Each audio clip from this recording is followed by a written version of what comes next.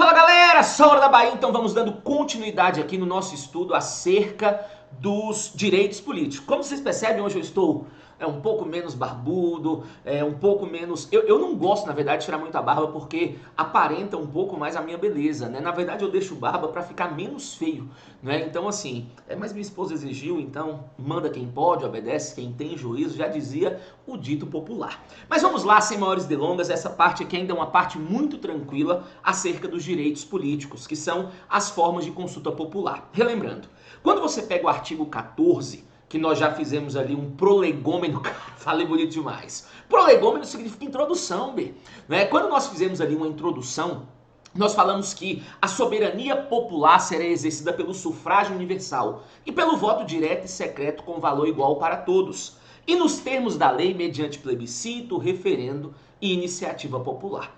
Então nós vamos falar agora um pouco acerca dessas formas de consulta popular.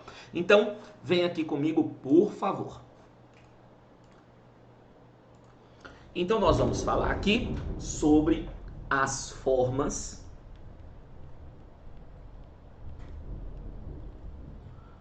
de consulta popular. E o artigo 14, então, ele fala de 3 formas de consulta popular. Vamos começar aqui, então, com o plebiscito. O que é o plebiscito? Plebiscito, basicamente,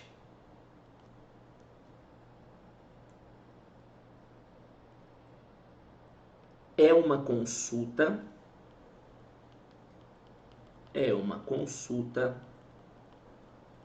anterior ao ato legislativo. Então vem aqui comigo agora, por favor, para que possamos entender alguns detalhes. Então, nós falamos que no plebiscito a consulta é prévia, preventiva ou a priori. Então, o plebiscito é uma consulta prévia, preventiva ou a priori, ele pode colocar. Né? Ou seja, sempre que antes de criarmos a lei, primeiro nós perguntamos aos cidadãos se eles aceitam ou não, nós estamos diante de um plebiscito. Como eu costumo falar para meus alunos, a nossa Constituição ela não é muito farta de exemplos sobre plebiscito. Mas você tem 2 casos muito importantes e muito cobrados em prova que estão elencados no artigo 18, parágrafos 3º e 4º.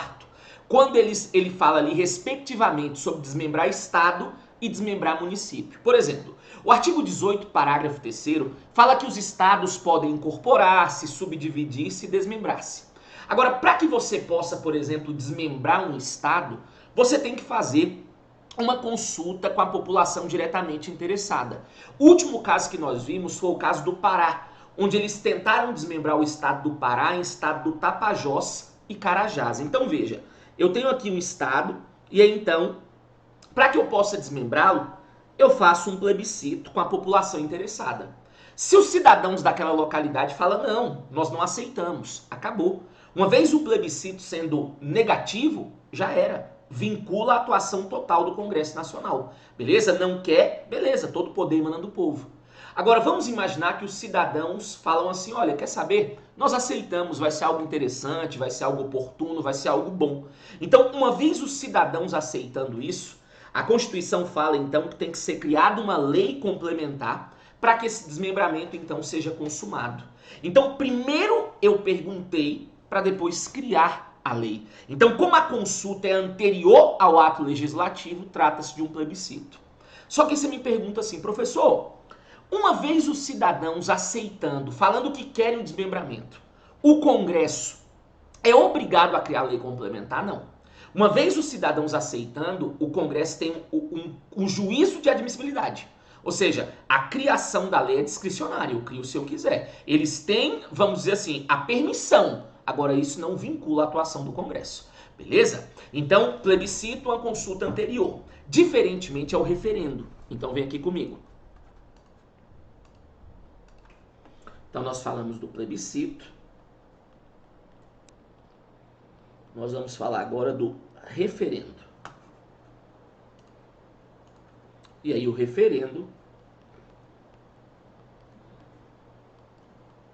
é uma consulta posterior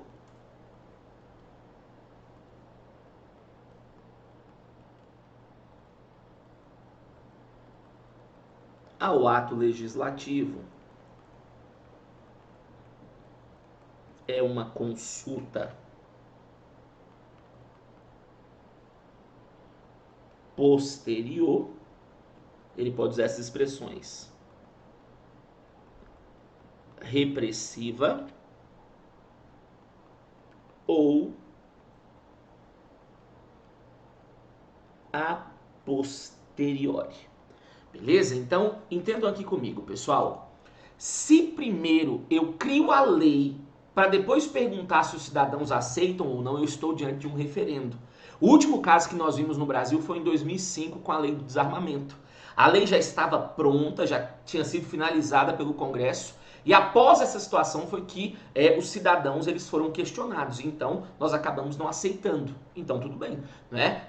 As partes da lei contrária à vontade do povo acabaram sendo retiradas. Então, se a consulta ela vem primeiro para depois criar a lei, plebiscito. Se primeiro eu crio a lei para depois fazer a consulta, referendo.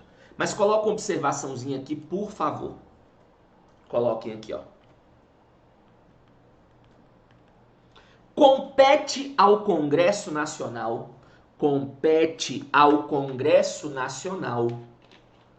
autorizar referendo. Compete ao Congresso Nacional autorizar referendo e convocar plebiscito. Compete ao Congresso Nacional autorizar referendo e convocar plebiscito. Pessoal, o que eu costumo falar, e na minha opinião isso é muito importante do Constitucional, é que, por exemplo, eu estou estudando com vocês direitos políticos, mas é uma situação que eu posso cobrar lá no Poder lá no Poder Legislativo, porque é uma competência do Congresso Nacional autorizar referendo e convocar plebiscito. Então, às vezes, para eu acertar uma questão aqui nos direitos políticos, eu também tenho que ter uma base lá do Poder Legislativo. Por isso eu tento, no nosso curso aqui, conciliar o máximo de informações possíveis para que vocês não sejam ali deparados com uma surpresa desagradável na hora da prova. Então, podem ter certeza, né, que eu estou colocando o máximo de informações possíveis para que isso não aconteça. Então, já falamos do plebiscito, já falamos do referendo, só que nós vamos falar da última forma de consulta mencionada no artigo 14, que foi a iniciativa popular. Então, vem comigo, por favor. Então, já falei de referendo, plebiscito. Vamos falar agora sobre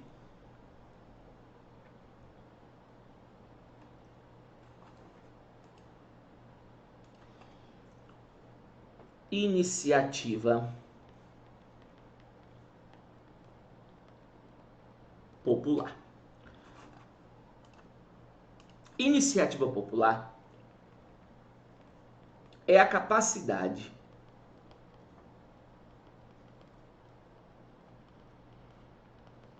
que o cidadão possui para apresentar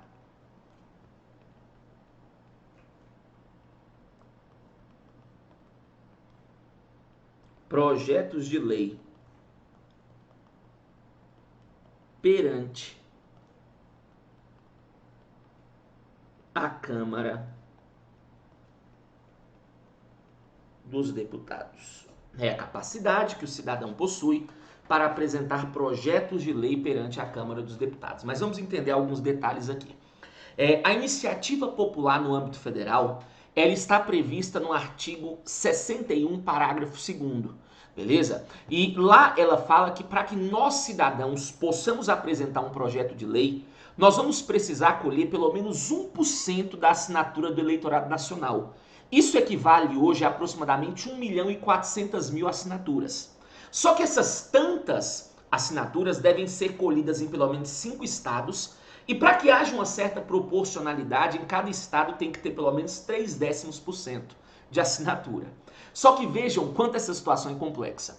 Toda essa dificuldade é para apresentar o projeto. Quando nós formos estudar processo legislativo, vocês vão aprender que isso aqui é a fase que deflagra o processo. Ou seja, é o pontapé inicial, né? Agora, para que isso aqui possa virar uma lei, ela passa por um árduo processo legislativo. Então, toda essa dificuldade é para apresentar o projeto. Se vai virar lei ou não, meu irmão, aí são outros 500, beleza? Então, o que acontece? Se às vezes você tem um projeto de lei bom em mãos, é muito melhor você levar para um deputado ou para o senador para ele apresentar, se você de fato quer vê-lo produzindo efeito. Porque qualquer deputado ou qualquer senador sozinho pode apresentar um projeto de lei. Agora, nós cidadãos, para que possamos fazer isso, nós vamos precisar cumprir toda essa dificuldade, beleza? Agora, cuidado. Observação. Vem comigo. Coloquem assim, ó. Primeira observaçãozinha aqui, ó. No âmbito federal, a iniciativa popular,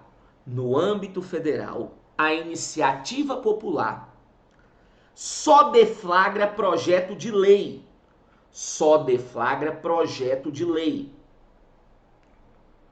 Ou seja,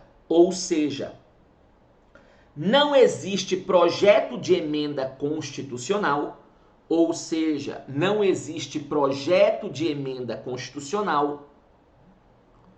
fruto de iniciativa popular.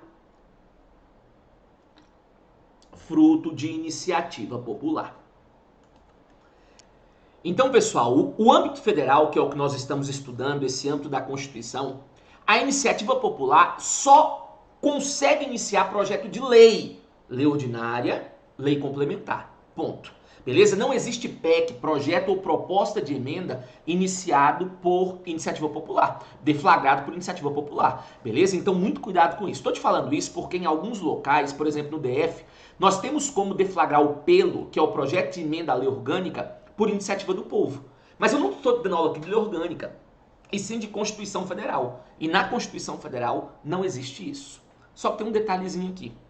A nossa Constituição, ela fala de iniciativa popular em 3 âmbitos, só para você não esquecer.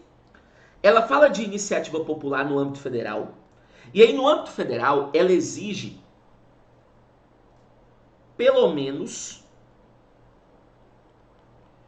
1%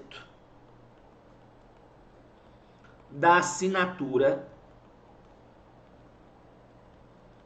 do eleitorado nacional. A nossa Constituição, ela também fala de iniciativa popular no âmbito estadual. Só que detalhe, no âmbito estadual, a nossa Constituição não coloca percentual nenhum. Ela fala que no âmbito estadual, a lei disporá sobre o assunto. Por isso que cada estado, às vezes, tem um percentual diferente. Às vezes, um estado exige 3%, às vezes, um estado exige 5%. Isso vai depender do estado, porque a própria Constituição deu essa discricionariedade para o estado. E a nossa Constituição ainda fala de iniciativa popular no âmbito municipal. E no âmbito municipal, ela exige pelo menos 5% do eleitorado local, ou seja, do eleitorado do município. Beleza? Então, a nossa Constituição ela vai falar da iniciativa popular nesses 3 âmbitos. Lembrando que a do âmbito federal, que é a mais importante para nós, ela está prevista no artigo 61, parágrafo 2º da Constituição Federal. Então, dessa forma, meus queridos, nós falamos um pouco sobre as formas de consulta popular previstas no artigo 14. Falamos sobre plebiscito, referendo e iniciativa popular. No próximo bloco eu vou falar também sobre um assunto tranquilo, mas importante demais porque é muito cobrado, que é a capacidade eleitoral ativa e a capacidade eleitoral passiva. Então não perca tempo e já dá logo play no próximo bloco. Um grande abraço, bons estudos e até a próxima. Valeu!